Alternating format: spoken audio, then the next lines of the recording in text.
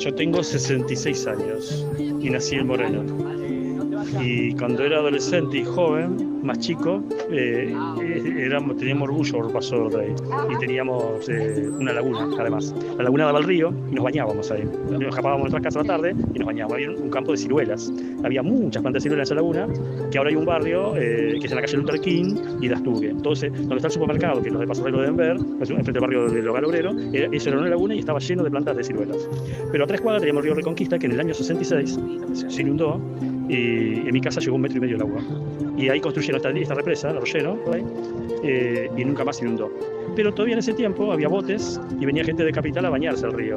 Pero ya estaba en la Curtiembre, que está ahora en Paso del Rey, en ese tiempo era una fábrica de aviones, que se llamaba Pampero.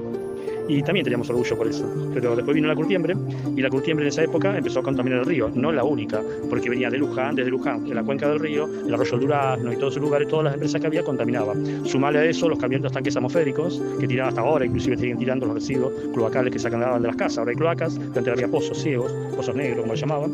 Y eso hizo que ese río, que para nosotros era un orgullo, y nos jugábamos y paseábamos, se empieza a contaminar.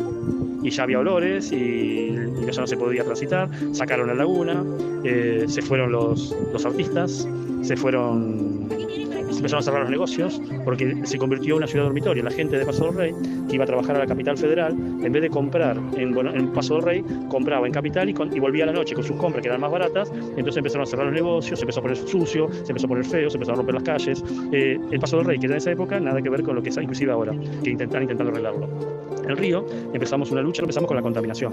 Por eso contaba acá recién que en una filmación se navegaba el río Reconquista con bote y se probaba con peces cuánto tiempo duraban y no llegaban al minuto de vida, se lo tenía ahí en el agua. Era tremendo.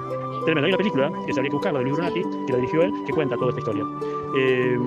Bueno, después una vez nos enteramos que era el segundo río más contaminado de Latinoamérica después del riachuelo. O sea que de un río prácticamente navegable en botes y que se podía bañar la gente, terminó siendo un río totalmente contaminado. A partir de ahí creo que en la administración de Cafiero se empezó a limpiar el río, a partir de toda esa lucha que tuvimos. Y bueno, se estuvo como limpio. Así que esa era la historia de mi adolescencia en el río. Hola, Bere, ¿cómo estás? Bueno, te cuento yo cómo es esto de, yo hace 42 años que vivo acá. Mi mamá, junto con mi papá, vinieron a vivir acá, sobre la calle Obrien y La Ribera, en el año 74, cuando se casaron. Luego fueron de a poco haciendo la casa. Cuando se mudaron acá, eligieron Paso del Rey porque mis abuelos, que vivían en Flores, tenían una quinta, acá a 1,5 cuadras de mi casa, una casa quinta, que era la casa quinta de los fines de semana.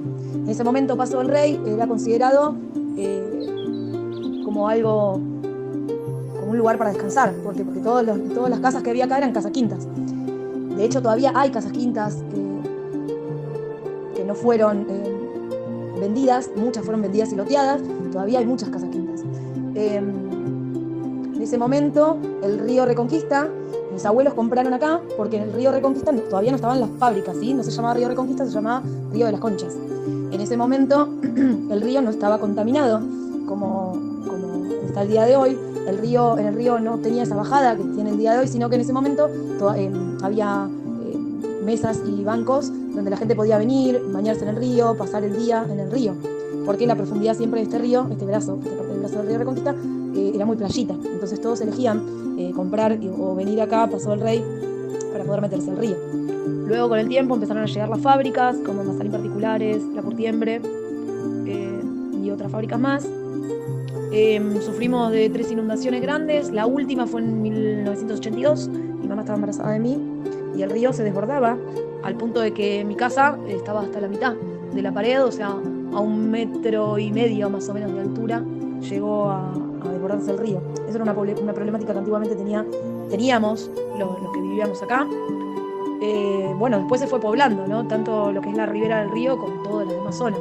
Muchas casas quintas fueron vendidas y fueron loteados todos esos terrenos que eran manzanas completas y se fue urbanizando mucho más.